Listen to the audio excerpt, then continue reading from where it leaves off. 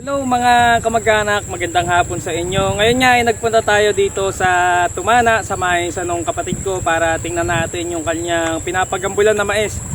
So ayan mga kamag-anak, kung makikita nyo may 5 naggagambol doon sa likod ko. So nung nakaraan mga kamag-anak ay hindi niya to pinagambulan agad kasi nga merong bagyong Pipito.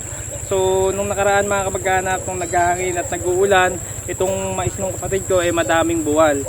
So hindi naman siya dapat bubuwal ng ganong karami kung ito ay may gambol na, yung may kahig na ng lupa sa puno. Yun nga lang mga kamag-anak, nagdadalawang isip kasi yung kapatid ko, sabi nga dilubyo daw yung bagyo. So hindi niya na pinagambulan kasi nga papagambulan niya tapos marulubog lang sa baha, sayang yung pambayad sa tao. So tara, silipin natin.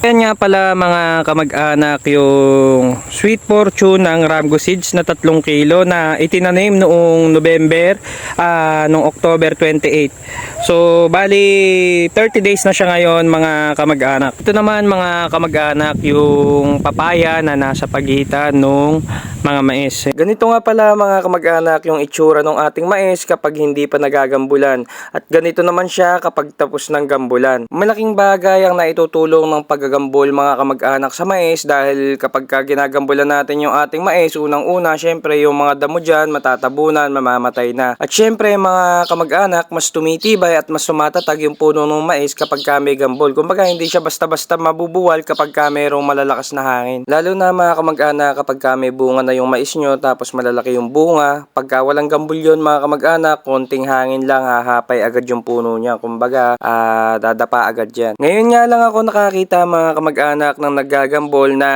pares sila sa isang tudling. So dalawa silang nagdadala ng isang tudling. So dati kasi kapag nagpapagambol, isang tudling, isang tao yung may dala nun. Sabi ko nga sa mga naggagambol mga kamag-anak, mukhang mas mabilis yan kumpara dun sa solo-solo. Sabi ba naman nung isa, mas mabilis talaga kapag may nagbabantay.